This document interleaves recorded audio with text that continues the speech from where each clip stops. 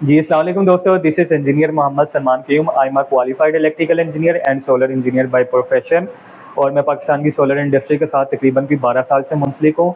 और आज की जो वीडियो बनाने का मकसद है, रूफ़टॉप के ऊपर जब हम स्ट्रक्चर डिज़ाइन करते हैं, तो कौन से फैक्टर्स हैं जिनको हम कंसीडर करके मैकेनिकल स्ट्रक्चर की इंटीग्रिटी और स्ट्रेंथ को मज़बूत करते हैं।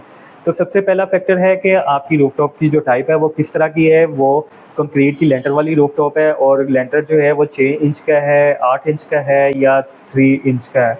फिर इसके बाद देखा जाता है कि प्री फैब्रिकेटेड स्लैब्स तो नहीं है, और अगर प्री फैब्रिकेटेड स्लैब्स हैं तो उसकी क्या लेंथ, विड्थ और उसकी जो हाइट है वो कितनी है, उसकी जो थिकनेस है वो कितनी है। फिर उसके बाद देखा जाता है कि अगर रूफ़टॉप पे टाइल्स वाले टियर गार्डर वाली फैब्रिकेशन की गई है, तो उसका क्या डिस्टेंस, उसकी क्या प्रोफाइल है। तो उसके अकॉर्डिंग जो है आप सेम अगर आपका स्ट्रक्चर हो तो लोड को, उसकी फाउंडेशंस को डिज़ाइन करते हुए कहाँ पे किस जगह गैप देना है, कहाँ पे आपको रॉड बोल्ट यूज़ करने हैं, कहाँ पे आपको एंकर बोल्ट यूज़ करने हैं, कहाँ पे आपको सीमेंट की फाउंडेशंस वगैरह बनानी है, तो ये सब चीज़ें कंसीडर की जाती हैं। इसके बाद जो है रूफटॉप की लोड बेरिंग कैपेसिटी सबसे इम्पोर्टेंट फैक्टर है, और लोड बेरिंग कैपेसिटी के अंदर बहुत सारी चीज़ें जो हैं वो असरअंदाज होती हैं। सबसे पहली चीज़ है एज, आपकी रूफटॉप को बने हुए कितना अरसा गुजर चुका है। ठीक है, बाय द टाइम जो है वो आपकी प्री फैब्रिकेटेड स्लैब्स वाली रूफटॉप और टाइल्स वाली रूफटॉप, ये डेप्रिसिएशन और की वजह से इसकी जो स्ट्रेंथ है वो काफ़ी कमज़ोर हो जाती है। फिर इसके बाद जो है आपके स्ट्रक्चर का क्या वेट है, आपके सोलर पैनल्स का क्या वेट है, आपका जो जितना भी इलेक्ट्रिकल का इक्विपमेंट है उसका क्या वेट होगा, इसको बोला जाता है डेड वेट, और ये डाउनवर्ड एक्ट करता है। इसके बाद आपका लाइव वेट आता है। लाइव वेट का मतलब ये है कि आपकी सोलर फैब्रिकेशन के दौरान या O&M एक्टिविटीज़ के दरमियान या क्लीनिंग पर्पज़ के लिए जो भी मैन पावर आपके स्ट्रक्चर के ऊपर काम करेगी, प्लस उसका वेट एंड उसके पास जो भी टूल्स हैं, टूल किट्स हैं, इक्विपमेंट्स हैं उसके पास, एंड लैडर्स वगैरह यूज़ किए हैं, कोई उन्होंने फैब्रिकेशन के लिए कोई भी प्लांट वगैरह यूज़ किया है, तो उसका वेट आ जाएगा। तो ये हो गया आपका लाइव वेट। फिर उसके बाद आ जाता है विंड वेट। विंड कैपेसिटी जो है नॉर्मली हर इलाके की डिफरेंट होती है। कोस्टल एरियाज़ और नॉर्दर्न एरियाज़, यहाँ पे हवाओं की जो रफ्तार है वो काफ़ी तेज़ होती है। विंड वेलोसिटी जो है वो नॉर्मली यहाँ पे देखा जाता है कि वो 15 से 20 तक चलती है, जबकि जो हमारे मैदानी इलाके हैं वहाँ पे तकरीबन कोई 5 से 10 मीटर पर सेकंड तक नॉर्मली हवाएं चलती हैं, लेकिन तूफ़ानों के अंदर ये तकरीबन जो है 20 से क्रॉस करके 30 तक भी चले जाती हैं। तो इसी वजह से जो सोलर डिज़ाइनिंग स्ट्रक्चर की जाती है वो मिनिमम 35 मीटर पर सेकंड, जो कि तकरीबन 140 किलोमीटर फी घंटा के पास बनते हैं, इस पे की जाती है। और फिर इसके बाद देखा जाता है कि आपकी जो जियोग्राफिकल लोकेशन है वो किसी सिस्मिक एक्टिविटी वाली लोकेशन में तो नहीं कंसीडर की जाती, जहाँ पे फ्रिक्वेंटली अर्थक्वेक्स वगैरह आते हैं। तो ऐसे एरियाज़ में जो सोलर की फाउंडेशन वगैरह बनाई जाती है उसमें कंक्रीट और आरसीसी का बड़ा अहम रोल होता है, ताकि ज़लज़ले के शॉक्स वगैरह से आपको महफूज और आपके स्ट्रक्चर को महफूज रखा जा सके। फिर उसके बाद जो सबसे अहम चीज़ है वो है स्नो लोड।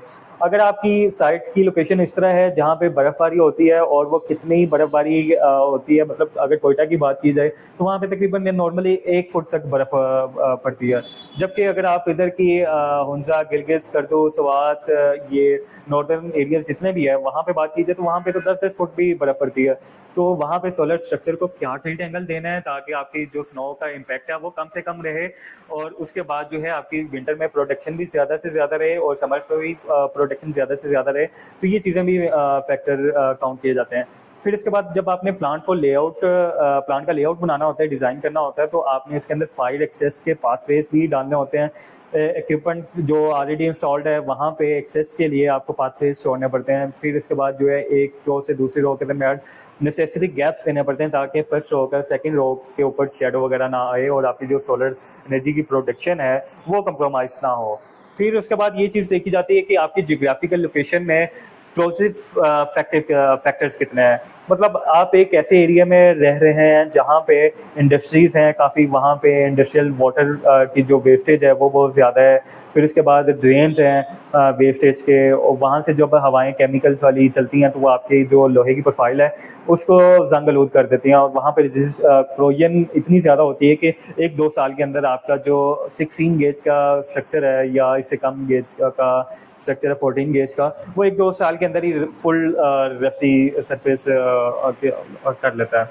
ठीक है, तो ऐसे एरियाज़ के अंदर सबसे पहले तो आपने जो भी स्ट्रक्चर यूज़ करना, चाहे वो लोहे का हो तो लोहे के ऊपर आप एंटी क्रोजन के पेंट्स यूज़ करें। अगर आपके पास बजट अच्छा है तो आप होडिप गैल्वेनाइज्ड स्ट्रक्चर यूज़ करें।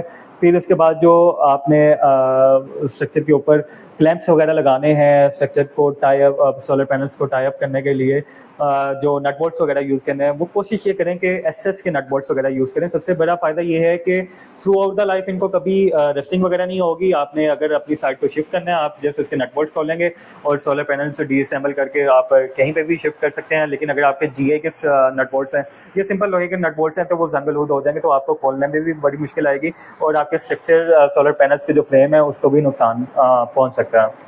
इसके बाद जो है वो आपने एक बड़ी इंपॉर्टेंट चीज़ है वो निगलेक्ट नहीं करनी। आपने जब भी अपने सोलर की डिज़ाइनिंग करनी है तो आपने वर्स्ट सिनेरियोज जो हैं उसको कंसिडर करना है, क्योंकि इंजीनियरिंग जो भी प्रिंसिपल्स है उसमें डिज़ाइनिंग हमेशा वर्स्ट सिनेरियोज को देख के की जाती है। एम्बिएंट सिनेरियोज को कभी भी, एम्बिएंट टेम्परेचर को या एम्बिएंट फैक्टर्स जो भी हैं आपके नॉर्मल, उनको देख के डिज़ाइनिंग नहीं की जाती। तो आपने हमेशा वर्स्ट सिनेरियोज को देख के स्ट्रक्चर की, चाहे आप गोल पाइप वाला स्ट्रक्चर यूज़ करें, चाहे आप गार्डर वाला स्ट्रक्चर यूज़ करें, चाहे आप एंगल का स्ट्रक्चर यूज़ करें, तो उसकी जो थिकनेस है वो इस तरह की हो, उसकी गेज इस तरह की हो, उसकी लेंथ विड्थ डायमेंशन इस तरह के हो कि वो एटलीस्ट कम से कम 40 मीटर पर सेकंड या 30 मीटर पर सेकंड की विंड्स वगैरह को सस्टेन कर सके। ठीक है, तो उस सिनेरियो में आपको फ़ायदा ये होगा कि हमारे जितने भी तूफ़ान वगैरह गर्मियों में आते हैं, वो चाहे बारिशों वाले सीज़न के अंदर आए, चाहे वो नॉर्मल रेत के तूफ़ान आ जाते हैं, मिट्टी के तूफ़ान, गर्दो गुबार के टोर्नेडोज वगैरह आ जाते हैं, तो उस सिनेरियो में वो स्टॉर्म रेजिस्टेंट होंगे आपके सोलर पैनल्स। एक 10 किलोवाट के सिस्टम की एग्जांपल लेते हैं, उसके सोलर पैनल ही तकरीबन कोई 5 से 6 लाख रुपए के होते हैं। तो अगर उसमें स्ट्रक्चर को कंप्रोमाइज़ करके आप जहाँ पे 2.5 लाख रुपए का अच्छी गेज के साथ, अच्छे एंटी क्रोसिव मटेरियल के साथ जो स्ट्रक्चर तैयार होता है, उसकी बजाय आप 1 से 1.5 लाख रुपए वाला स्ट्रक्चर लगा के दे दोगे, पैनल्स तो बिल्कुल स्टैंड रहेंगे उसके ऊपर, लेकिन बाय द टाइम क्रोजन के साथ और विंड इफेक्ट के साथ ये सोलर पैनल्स किसी भी टाइम ब्लो कर सकते हैं। ये छत पे गिर के टूट भी सकते हैं। फिर ऐसा भी होता है कि लोहे की जो प्रोफाइल आपने यूज़ की है वो सारी की सारी टूट जाती है और सोलर पैनल का पूरा शेड जो है वो हवा में उड़ के किसी के घर में जाके गिर जाता है, किसी की गाड़ियों के ऊपर गिर जाता है, तो वो एक अलहदा माली नुकसान भी होता है और जानी नुकसान का अलहदा से अंदेशा है। तो आप जो फैक्टर्स मैंने इनको बताए हैं, आप अपनी सोलर फैब्रिकेशन के दौरान इनको ज़रूर कंसीडर कीजिएगा। आखिर में मैं आपसे ये उम्मीद करता हूँ कि आपको ये वीडियो अच्छी लगी होगी, आपके लिए फ़ायदेमंद साबित होगी और आप मेरी इस वीडियो को लाइक करेंगे, चैनल को सब्सक्राइब करेंगे और मेरी वीडियो को शेयर करेंगे। Thank you very much.